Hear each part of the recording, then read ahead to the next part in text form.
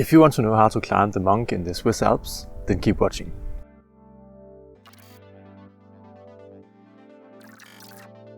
And if you continue watching the video to the end, I'll also reveal a much larger adventure that you should definitely consider if you choose to climb the Mönch. But before we jump into it, remember to subscribe to the channel if you want to see more videos about rock climbing and alpine climbing and ice climbing around Europe and gear advice. So the Mönch is probably one of the most accessible and popular alpine peaks around the Aletsch Glacier. And it's a very good peak to introduce you to alpine climbing. The Mönch features a lot of different alpine climbing routes, some very tough, some much more easy. But in this video we'll focus on the southeast ridge, which is also considered being the normal route. So the southeast ridge of the Mönch, that's a PD. It's around 500 vertical meters of climbing. That also would include some grade 2 rock climbing. And there will also be some snow slopes around 45 degrees. But I would say that the most popular alternative to the southeast ridge would be the Nollen route on the northwest spur, which actually includes some steep ice too. The route, called the southeast ridge, actually follows the southwest spur, which means that it's often referred to that in different guidebooks. So that's something to be aware about. So the way that you would approach the southeast ridge of the Mönch is that you would probably take the very expensive train from Grindelwald up to the Jungfraujoch. This is where all the tourists go to enjoy the view of the Aletsch Glacier, which is quite spectacular in itself.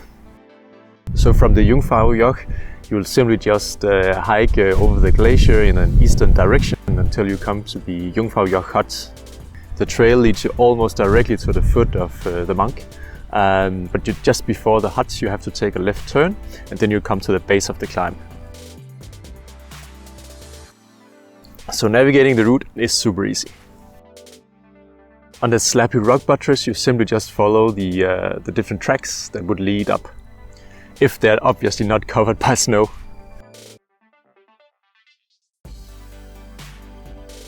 Once you pass this, the route actually just follows the ridge. So once on the ridge, it follows some rocky ground. It also follows some snow slopes that you have to climb as well.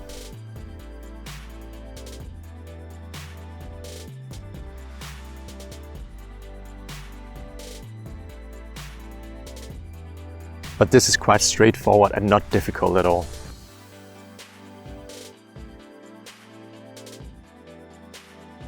Eventually the southeast ridge turns more eastbound and eventually develops into this very narrow and very exposed ridge.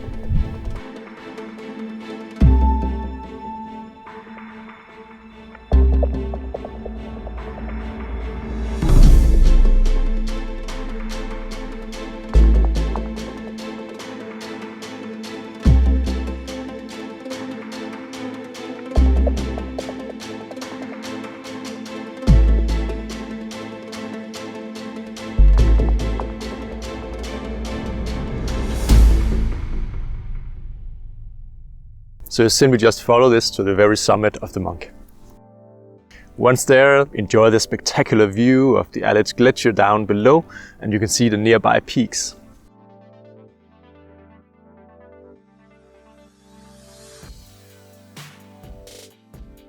The descent is quite straightforward as well. You simply just reverse the route.